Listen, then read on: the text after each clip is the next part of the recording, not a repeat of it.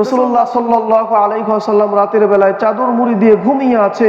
আল্লাহ সুবহানাহু ওয়া তাআলা তাহাজ্জুদের গুরুত্ব বুঝিয়ে রাসূলুল্লাহ সাল্লাল্লাহু আলাইহি ওয়াসাল্লামকে ডাক দিলেন, ইয়া আইয়ুহাল মুসাম্মিল, হে চাদর আবৃত ব্যক্তি, কুমিল লাইলা ইল্লা কলিলা, রাতে নামাজে দাঁড়াও তবে কিছু অংশ ব্যতীত, নিসফাহু আও ইনকুস মিনহু কলিলা, রাতের অর্ধেক সময় দাঁড়াও কিংবা তার থেকে কিছুটা কম, আও জিদ আলাইহি, অথবা তার থেকে কিছুটা বেশি, ওয়ারাত্তিলিল কুরআন তারতিলা, এবং ধীরে ধীরে সুস্পষ্টভাবে পবিত্র কোরআনুল কারীম তেলাওয়াত করো।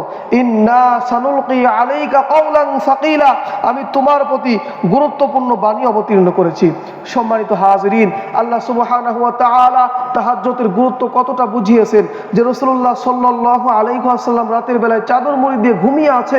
আল্লাহ সুবহানাহু ওয়া তাআলা রাসূলকে ডাক দিয়েছে, হে চাদর আবৃত ব্যক্তি, উঠুন, নামাজে দাঁড়ায়া যান, রাতের অর্ধেক সময় পর্যন্ত রাতে নামাজে দাঁড়ায়া কাটায়া দেন, অথবা তার থেকে কিছু সময় কম কাটান, অথবা তার থেকে কিছু সময় বেশি কাটান, তাও ঘুম থেকে উঠুন, ঘুম থেকে উঠে তাহাজ্জুদের নামাজে দাঁড়ায়া যান। এর জন্যই তো রাসূলুল্লাহ সাল্লাল্লাহু আলাইহি ওয়াসাল্লাম আমাদেরকে বেশি বেশি তাহাজ্জুদের নামাজের আদেশ করেছে। সম্মানিত হাজিরিন, আমরা এমনি 5 ওয়াক্ত নামাজ পড়ি, আমাদের মন মানসিকতা অন্য দিক চলে যায়, কিন্তু আমরা যখন তাহাজ্জুদের নামাজ পড়ব, আল্লাহর কসম করে বলি, ওই সময় দুনিয়ার কোনো টেনশন মানুষের থাকে না। যখন আমরা নামাজে দাঁড়ায়া যাব, তখন শুধু একজনেরই টেনশন হয়, একজনেরই চিন্তা হয়, সে হলো আল্লাহ। মনে হয় আমার সামনে আমার আল্লাহ রাব্বুল আলামিন দাঁড়িয়ে আছে। কথা বলুন ঠিক কিনা? সম্মানিত হাজিরিন, আর ওই সময় যদি আমরা পবিত্র কোরআনুল কারীম থেকে তেলাওয়াত করি, আল্লাহ পাক রব্বুল আলামিন অবশ্যই আমাদের উপরে রহমত দান করে দিবে। কথা বলুন ঠিক কিনা? সম্মানিত হাজিরিন, এই পবিত্র কোরআনুল কারীমই আমাদের পারে কাল কিয়ামতের কঠিন ময়দানে আমাদের বন্ধু হয়ে ওঠার জন্য। কথা বলেন ঠিক কিনা? কাল কিয়ামতের কঠিন ময়দানে কেউ আমাদের সাহায্য করবে না, কেউ আমাদের পাশে দাঁড়াবে না, একমাত্র এই কোরআনই আমাদের পাশে দাঁড়াবে। এজন্য মুসলিম শরীফের 1910 নম্বর হাদিসে নবী করিম সাল্লাল্লাহু আলাইহি ওয়াসাল্লাম বলেন, আন আবি উমামা রাদিয়াল্লাহু তাআলা আনহু قال سمعت رسول الله صلى الله عليه وسلم يقول قرأوا القرآن فإنه يأتي يوم القيامة شفيعا لأصحابه رواه مسلم।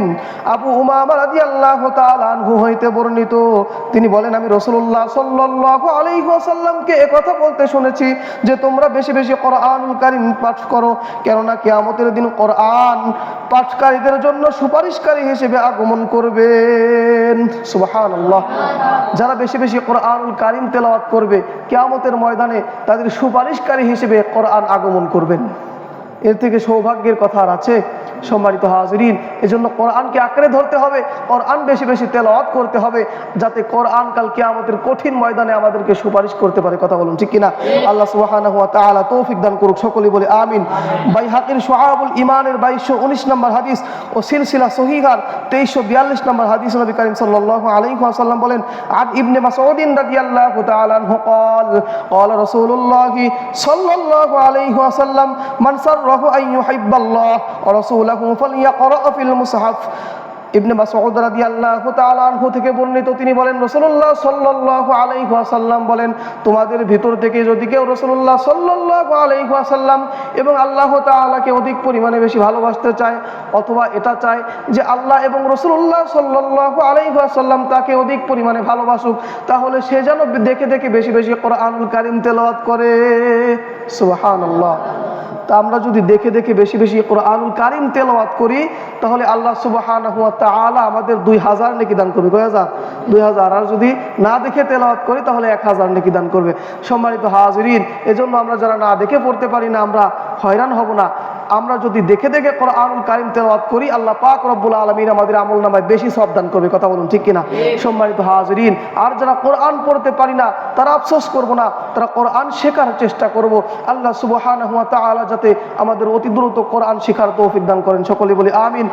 আর সব সময় কোরআনটা বুকে জড়ায়া ধরে আল্লাহর কাছে কান্না করব, আল্লাহ তোমার কোরআন পড়তে পারি না, পড়া শিখায়া দাও।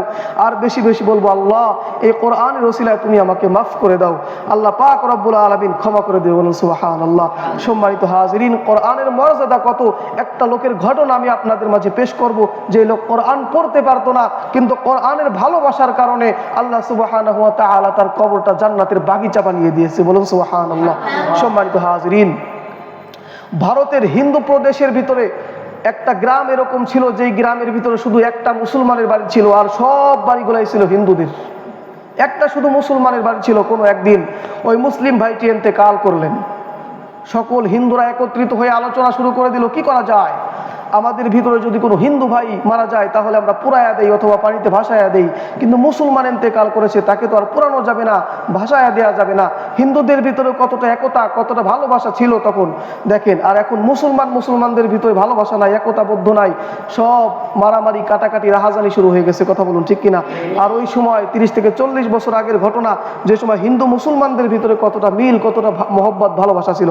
সম্মানিত হাজিরিন, মুসলিম ভাইটি মারা যাওয়ার পরে এলাকার সকল হিন্দুরা একত্রিত হয়ে পরামর্শ শুরু করে দিল, কি করা যায়, কি করা যায়। পরামর্শ করার পরে সকল হিন্দুরা এক সিদ্ধান্তে উপনীত হলো যে এই মুসলিম ভাইটিকে সুন্দর করে গোসল করায়া, সুন্দর করে কাফন পরায়া আমরা এক রাস্তার পাশে দাঁড়ায়া থাকি, দেখবো রাস্তা দিয়ে কোনো মুসলমান ভাই যায় কিনা। যদি কোনো মুসলমান ভাই যায় তখন আমরা সবাই তাকে বলে তাকে জানাজা করায়া, তাকে দাফন করায়া নিব। হিন্দু ভাইরা সুন্দর করে ওই মুসলিম ভাইটিকে গোসল করায়া, সুন্দর করে কাফন পরায়া কোনো এক রাস্তার পাশে দাঁড়ায় আছে। আগের জামানা এক রাস্তা দিয়ে দিনে 7 থেকে 8 জন মানুষ যাতায়াত করত। রাস্তার পাশে দাঁড়ায় আছে, অনেক সময় দাঁড়ায় থাকার পরে দূর থেকে লক্ষ্য করতেছে একটা হুজুর সাইকেল চালায় আসতেছে, যার মাথায় টুপি, মুখে দাড়ি এবং গায়ে পাঞ্জাবি। সকলেই দেখে ভাবলো এটা মুসলমান, এই মুসলমানদের দ্বারাই এই জানাজাটা দিয়ে এবং তার মাধ্যমেই কবরে শোয়া দিব, এই সিদ্ধান্ত নিলেন। মুসলিম ভাইটি এসে লাশের সামনে দাঁড়ায় বলতেছে, ভাই আপনারা এখানে দাঁড়ায় আছেন কেন, কিসের জন্য দাঁড়ায় আছেন। তখন এলাকার সমস্ত মানুষেরা বলতেছে, ভাই আমরা সকলেই হিন্দু, আমাদের গ্রামে বসবাস করতো এই মুসলিম ব্যক্তি মারা গেছে, তাকে আমরা গোসল করাইছি, কাফন পরাইছি, কিন্তু জানাজা কিভাবে দিতে হয় আমরা তো জানি না, তাকে কি করে আমরা কবরের ভিতরে শোয়া দেব, আমরা তো জানি না কি করে তাকে জানাজা দিব। আপনি তো মুসলমান, আপনি জানাজা করে তাকে কবরের ভিতরে শোয়া দেন। তখন ওই লোকটা বলতেছে, আমি একটা সরকারি চাকরি করি, আমি যদি এখন এই লোকটার জানাজা করতে যাই, কবরে শোয়াইতে যাই, তাহলে আমার চাকরিতে দেরি হয়ে যাবে, আমার চাকরি চলে যেতে পারে। হিন্দুরা বলল, ভাই আপনার রিকোয়েস্ট করতেছে, পায়ে পর্যন্ত ধরতেছে, ভাই আপনি জানাজা দিয়ে প্লিজ দয়া করে লাশটাকে কবরে রেখে যান, কারণ আমরা হিন্দু মানুষ, আমরা সারাদিন এখানে অপেক্ষা করতেছি, কোনো মুসলিমের দেখা পাই নাই, আপনার দেখা পেয়েছি, হতে পারে সারাদিনে আর একটা মুসলমান মিলবে কিনা জানি না, আপনি কবরে শোয়া দিয়ে যান। অনেক রিকোয়েস্টের পরে ওই চাকরিজীবী মুসলিম ভাইটি নিজে জানাজা দিয়ে নিজে সুন্দর করে লাশটি কবরের ভিতরে শোয়া দিলেন। কবরের ভিতরে শোয়া দেওয়ার পরে তিনি যখন অফিসে চলে গেছে, অফিসে যাওয়ার পরে তার বুক পকেটে হাত দিয়ে দেখতেছে তার জরুরি কিছু কাগজপত্র নাই, হারায়া গিয়েছে। জরুরি কিছু কাগজপত্র কি হয়ে গেছে, হারায়া গিয়েছে। চিন্তায় পড়ে গেল, কি করা যায়, কি করা যায়। তিনি অনেক খোঁজাখুঁজি শুরু করে দিল, কোথাও পেল না। যে পথ দিয়ে অফিসে আসছিল সে পথে আবার রওনা দিল, পুরো পথ খোঁজাখুঁজি করলো, কোথাও পেল না। চিন্তায় পড়ে গেল, যদি কাগজগুলি না পাই তাহলে আমার চাকরিটা শেষ হয়ে যাবে।